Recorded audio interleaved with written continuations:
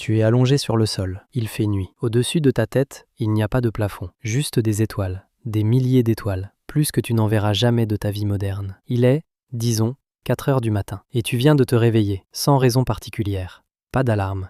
Pas de notification. Pas de réunion à 9 heures. Pas de patron. Pas d'email. Pas de loyer à payer le premier du mois. Il n'y a rien. Rien à faire. Personne à qui répondre. Aucun rendez-vous nulle part. Jamais. Nous sommes en 50 000 avant notre ère. Tu es un être humain comme toi. Exactement le même cerveau. Exactement le même corps. Exactement les mêmes envies. Les mêmes peurs. Les mêmes rires. Et devant toi s'étend une journée entière. Vide. Pas vide au sens triste du terme. Vide au sens où personne, absolument personne, ne t'a dit ce que tu dois en faire. Alors voici la vraie question. La question que tu te poses peut-être en ce moment même, coincé dans les transports ou avachi sur ton canapé après une journée de travail interminable. Que faisaient-ils, ces gens, toute la journée? Pas pendant 1 heure. Pas pendant une chasse héroïque qu'on voit dans les documentaires. Toute la journée. Du lever du soleil jusqu'à ces étoiles au-dessus de ta tête. Sans bureau, sans usine, sans champ à labourer. Parce que l'agriculture n'existe pas encore et n'existera pas avant des dizaines de milliers d'années. Et la question n'est pas juste intéressante, elle est personnelle. Parce que ce mode de vie, cette absence totale de travail tel que tu le connais, ce n'est pas une parenthèse bizarre dans l'histoire humaine. C'est l'histoire humaine. C'est 95% de tout ce que notre espèce a jamais vécu. Le bureau, le réveil, le salaire, c'est l'anomalie. C'est l'exception. Le truc bizarre, c'est nous. Eux, c'était la norme. Alors accroche-toi, on va remonter le temps, et ce qu'on va découvrir va probablement te mettre légèrement en colère contre ta propre vie. Allons-y, commençons par le mythe, parce qu'on a tous la même image en tête, et elle est complètement fausse. L'image, c'est celle de l'homme des cavernes misérable, le front bas, le gourdin à la main, qui galère toute la journée à survivre, qui crève de faim, qui se bat contre des mammouths du matin au soir, et qui meurt épuisé à 30 ans. Une vie nasty, brutish and short. Comme l'a écrit le philosophe Thomas Hobbes au XVIIe siècle. Méchante, brutale et courte. Voilà l'image. Sauf que dans les années 1960, un anthropologue a décidé de vraiment regarder, de ne plus imaginer, mais de chronométrer. Et ce qu'il a trouvé a fait l'effet d'une bombe. L'homme s'appelle Richard Borchelli, anthropologue canadien. Et dans les années 1960, il part vivre dans le désert du Kalahari, en Afrique australe, auprès d'un peuple qu'on appelle les San, ou les Juhoansi, parfois désignés sous le nom de Kung, des chasseurs-cueilleurs, des gens qui, à ce moment-là, vivaient encore d'une manière très proche de celle de nos ancêtres. Pas d'agriculture, pas d'élevage. La nourriture, on va la chercher dans la nature. Point. Eli fait un truc tout simple, presque ennuyeux. Il les suit, il note. Pendant des semaines, il chronomètre le temps que ces gens passent réellement à se procurer de la nourriture. Combien d'heures de travail, au sens de chasser, cueillir, ramasser. Il calcule tout. Et le résultat? Environ 2 à 3 heures par jour. Lee estime que les adultes consacraient à peu près 12 à 19 heures par semaine à se nourrir. Laisse ça infuser une seconde. 12 à 19 heures par semaine. Toi, tu fais ça avant le mercredi midi. Eux, c'était toute leur semaine de boulot. Et pas pour un salaire, pour manger. Mais voilà où ça devient intéressant. Parce que tu pourrais te dire, ok, mais s'ils travaillaient si peu, c'est qu'ils crevaient de faim, non? Faux. Lee a aussi mesuré ce qu'ils mangeaient. Et leur régime alimentaire tournait autour des 2100 à 2300 calories par jour, avec un apport en protéines tout à fait correct. Largement de quoi vivre. Et le pilier de ce régime, ce n'était même pas la viande chassée par les hommes héroïques. C'était la noix de mongongo, une petite noix riche, abondante, que les femmes ramassaient. Tellement abondante qu'un des informateurs de Lee lui aurait répondu quand on lui demandait pourquoi son peuple n'avait jamais adopté l'agriculture. Pourquoi planter alors qu'il y a tant de noix de mongongo dans le monde? Voilà le retournement. Ces gens n'étaient pas des survivants désespérés. Ils étaient, à leur manière, riches de temps. Et c'est exactement le mot qu'a employé un autre anthropologue, américain cette fois, Marshall Salins. En 1966, lors d'un symposium devenu célèbre, intitulé Man the Hunter, et plus tard dans son livre Stone Age Economics, Salins lâche une expression qui va faire le tour du monde académique, The Original Affluent Society, la société d'abondance originelle. Son idée est brillante et un peu provocatrice. L'abondance, dit-il, ce n'est pas avoir beaucoup, c'est désirer peu. Si tes besoins sont limités et que les moyens de les satisfaire sont à portée de main, alors tu es riche. Et selon ce critère, les chasseurs-cueilleurs étaient peut-être la société la plus riche qui ait jamais existé. Bon. Alors maintenant, tu te demandes forcément, mais qu'est-ce qu'ils faisaient de tout ce temps libre? Parce que si tu travailles 3 heures par jour, il te reste quoi? 13, 14 heures éveillé, tu en fais quoi? Et c'est là que ça devient honnêtement fascinant. Premièrement, ils se reposaient. Beaucoup. Une part énorme de la journée d'un chasseur-cueilleur, d'après les observations de terrain, était consacrée à ne rien faire de productif. S'asseoir, discuter, réparer un outil tranquillement, faire une sieste à l'ombre quand le soleil tape trop fort. Lee décrit des journées entières où, après une matinée de cueillette, les gens rentraient au campement et passaient l'après-midi à se reposer, à recevoir des visiteurs, à jouer. Mais ne te fais pas d'illusions sur le sommeil, parce qu'il y a une étude qui vient casser un autre mythe. En 2015, une équipe menée par Jerome Siegel,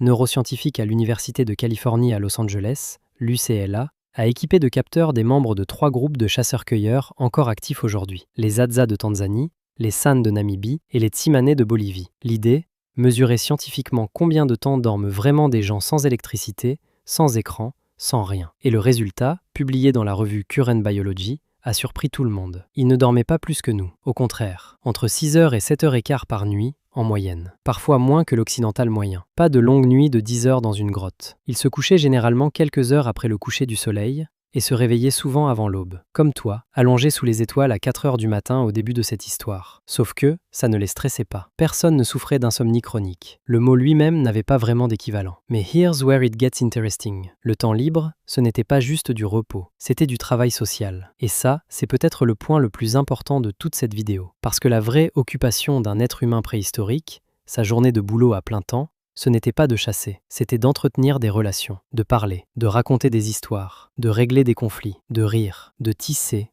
heure après heure, le tissu social qui maintenait le groupe en vie. Dans un monde sans police, sans contrat, sans tribunal, sans banque, la seule chose qui te protège de la famine et de la mort, ce sont les autres. Ta réputation, tes alliances, ta place dans le groupe. Le psychologue évolutionniste Robin Dunbar, de l'université d'Oxford, a une théorie célèbre là-dessus. Selon lui, notre cerveau, ce cerveau énorme et coûteux en énergie, n'a pas grossi pour fabriquer de meilleurs outils. Il a grossi pour gérer la complexité sociale, pour suivre qui doit quoi à qui s'est disputé avec qui ment, qui est fiable. C'est ce qu'on appelle parfois l'hypothèse du cerveau social. Et Dunbar a même avancé un chiffre, devenu célèbre, environ 150. C'est, selon lui, le nombre maximal de relations stables qu'un humain peut maintenir. Le nombre de Dunbar. La taille, comme par hasard, d'une bande de chasseurs-cueilleurs élargie. Alors imagine, ton travail à plein temps, ta carrière, ta raison d'être, c'est de connaître intimement environ 150 personnes, de savoir lire chacune d'elles, de maintenir la paix. Honnêtement, dit comme ça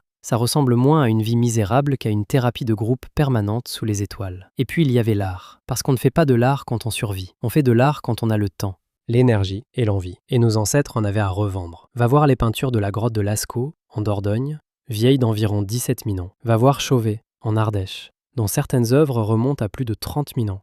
Des chevaux, des lions, des rhinocéros, dessinés avec une maîtrise du mouvement qui ferait pleurer un illustrateur moderne. Et va voir, à l'autre bout du monde, sur l'île de Sulawesi en Indonésie, une scène de chasse peinte sur une paroi calcaire qui, selon des datations publiées dans des revues scientifiques majeures, aurait au moins 45 000 ans. Possiblement la plus vieille scène figurative connue de l'humanité. 45 000 ans. Des gens, comme toi, qui n'avaient pas l'écriture, pas les mathématiques, pas la roue, ont pris le temps de broyer des pigments, de grimper dans le noir avec une lampe à graisse et de dessiner un cochon sauvage sur un mur. Pour rien, pour le plaisir, pour le sens. Parce qu'ils avaient quelque chose à dire. Let that sink in for a second. Mais attends, parce que là, on parle des journées des adultes. Et il y a une question qu'on oublie presque toujours. Qui s'occupait du reste? Qui élevait les enfants pendant que les autres cueillaient, chassaient, peignaient, parlaient? Et la réponse à cette question cache l'un des plus beaux mystères de l'évolution humaine. Parce que les humains ont un problème unique dans le règne animal. Nos bébés sont des catastrophes ambulantes. Enfin non, ils ne sont même pas ambulants, c'est tout le problème. Un bébé humain ne peut pas marcher, pas parler, pas s'accrocher à sa mère comme un petit singe, pas se nourrir seul, pas fuir un danger, pas se réchauffer seul pendant des années. Une mère seule ne peut pas, mathématiquement, produire assez de nourriture pour élever plusieurs enfants aussi dépendants en même temps. C'est physiquement impossible. Les chiffres ne tombent pas justes. Alors comment on a fait? Comment notre espèce a-t-elle réussi à élever des bébés aussi coûteux, aussi longs à devenir autonomes? Voici la première réponse, et elle est magnifique. Elle s'appelle l'hypothèse de la grand-mère, la Grandmother Hypothesis. Elle a été développée notamment par l'anthropologue Kristen Hawkes, de l'Université de l'Utah, à partir de ses observations sur le terrain auprès des Hadza en Tanzanie. Et ce qu'elle a remarqué est fascinant. Chez les Hadza, les femmes les plus productives pour la cueillette, celles qui ramenaient le plus de tubercules, le plus de nourriture par jour, ce n'étaient pas les jeunes mères, c'étaient les grands-mères, les femmes âgées, ménopausées, qui n'avaient plus d'enfants à allaiter et qui passaient des heures à creuser la terre pour nourrir leurs petits-enfants. Et ça résout un autre mystère. Parce que les humains sont l'une des très rares espèces où les femelles vivent longtemps, très longtemps, après la fin de leur fertilité. La ménopause, d'un point de vue purement darwinien, c'est bizarre. Pourquoi continuer à vivre des décennies si tu ne peux plus te reproduire? La réponse de Hawkes. Parce qu'une grand-mère qui nourrit ses petits-enfants permet à sa fille d'avoir plus d'enfants, plus rapprochés. Les gènes de la longévité se transmettent. La grand-mère, en gros, est l'une des inventions secrètes qui ont permis à l'humanité de prospérer. Et c'est là que ça devient vraiment intéressant, parce que cette idée s'inscrit dans un concept plus large que les anthropologues appellent l'élevage coopératif, le cooperative breeding. L'idée que, chez l'humain, un enfant n'est jamais élevé par sa seule mère. Il est élevé par le groupe, par les tantes, les oncles, les grands-parents, les frères et sœurs plus âgés, les amis. On parle parfois d'alloparents. Il y a un proverbe qui dit qu'il faut tout un village pour élever un enfant. Eh bien, la science suggère que ce n'est pas juste un joli proverbe. C'est littéralement la stratégie qui a fait de nous une espèce. Nous sommes câblés pour partager les enfants. Alors récapitulons la journée. Tu te réveilles avant l'aube. Tu manges. Tu pars cueillir ou chasser quelques heures avec d'autres. Tu reviens. Tu partages ta nourriture, parce que dans ces sociétés, garder pour soi est souvent la pire des fautes morales. Tu confies tes enfants à une grand-mère, à une tante. Tu te reposes. Tu répares un outil. Tu racontes une histoire. Tu te disputes, tu te réconcilies, tu ris énormément. Et le soir, autour du feu, tu écoutes les anciens. Mais ne romantisons pas tout, parce qu'il y a un revers, et il est sombre. Cette vie n'était pas le paradis. Si tu te cassais la jambe, il n'y avait pas d'hôpital. Une infection bénigne pouvait te tuer. La mortalité infantile était terrifiante. Beaucoup d'enfants ne passaient pas leur 5e anniversaire. La violence entre groupes existait, et certaines estimations sur les sociétés de chasseurs-cueilleurs suggèrent des taux de mort violentes bien plus élevés, en proportion, que dans nos sociétés modernes. La nature, ce n'était pas une mère bienveillante, c'était une mère indifférente. Et pourtant, et c'est ça, le vrai retournement, pourtant, ceux qui survivaient à l'enfance vivaient souvent bien plus longtemps qu'on ne le croit. Cette histoire de mourir à 30 ans, c'est une illusion statistique. L'espérance de vie moyenne était basse à cause de la mortalité infantile. Mais si tu passais le cap des 15 ans, tu avais de bonnes chances d'atteindre 60, 70 ans, et dans un état de santé qui, sur certains points, nous humilie aujourd'hui. Parce qu'il y a cette étude, et elle est incroyable. Le projet Tsimane Health and Life History Project, mené entre autres par les anthropologues Hillard Kaplan et Michael Gurven, auprès des Tsimane de l'Amazonie bolivienne. Ces chercheurs ont fait passer des scanners cardiaques à des centaines de membres de ce peuple de chasseurs horticulteurs. Et les résultats, publiés en 2017 dans la revue médicale The Lancet, ont stupéfié les cardiologues. Les Tsimane présentaient les taux d'athérosclérose, le durcissement des artères, les plus bas jamais mesurés dans une population humaine. Un Tsimane de 80 ans avait l'âge vasculaire d'un Américain de 50 ans. Leurs cœurs étaient, littéralement, les plus sains du monde. Pourquoi ? Mouvement constant et modéré toute la journée, pas de station assise prolongée, un régime pauvre en sucre et en graisse transformée, et un faible niveau de stress chronique. Ils ne faisaient pas de sport. Ils vivaient, simplement, d'une manière pour laquelle notre corps a été façonné pendant des millions d'années. Et ça, c'est le dernier point, le plus vertigineux. Ton corps, le tien, là, maintenant. Il n'a pas été conçu pour la chaise sur laquelle tu es probablement assis. Le biologiste de l'évolution Daniel Lieberman, de l'université Harvard, a passé sa carrière à le démontrer. Nos longues jambes, nos pieds, notre capacité à transpirer sur tout le corps, notre absence relative de fourrure, tout ça fait de l'humain l'un des meilleurs coureurs d'endurance du règne animal. Pas le plus rapide, le plus endurant. Capable, sur une longue distance et par forte chaleur, d'épuiser une antilope jusqu'à ce qu'elle s'effondre. C'est la fameuse hypothèse de la chasse à l'épuisement, la persistence hunting. Tu n'es pas un animal de bureau qui a appris à bouger. Tu es un animal de mouvement qui a appris, très récemment, à rester assis. Et ton corps ne te l'a jamais pardonné. Alors, reviens avec moi, une dernière fois, à cette nuit de 50 000 avant notre ère. Tu es allongé sur le sol. Il est 4 heures du matin. Au-dessus de toi, les étoiles. Autour de toi, les gens que tu connais depuis ta naissance, qui te connaissent par cœur, qui partageront leur nourriture avec toi demain, comme tu partageras la tienne. Devant toi, une journée entière sans patron, sans alarme, sans loyer, sans inbox. On a longtemps regardé ces gens avec pitié. Le pauvre homme des cavernes, sa vie misérable et brutale. Mais à mesure que la science creuse, on se rend compte d'un truc dérangeant. Ce n'est peut-être pas eux qu'il faut plaindre. Ils travaillaient 15 heures par semaine. Nous, 40, 50, parfois plus. Ils dormaient sous les étoiles, entourés de 150 personnes qui les aimaient. Beaucoup d'entre nous dorment seuls, à côté d'un téléphone. Leurs cœurs étaient les plus sains du monde. Les nôtres lâches dans des embouteillages.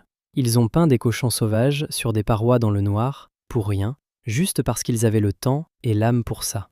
Nous avons construit des fusées, vaincu la variole, marché sur la Lune, et c'est extraordinaire, vraiment. Mais quelque part, en chemin, on a échangé toutes ces heures de feu, d'histoire et d'étoiles, contre un réveil qui sonne et une boîte de réception qui ne se vide jamais. Que faisaient les hommes préhistoriques toute la journée sans boulot? Ils vivaient, tout simplement. Et la question la plus inconfortable que cette vidéo puisse te laisser, ce n'est pas ce qu'ils faisaient, eux, c'est ce que nous, on a bien pu oublier en chemin.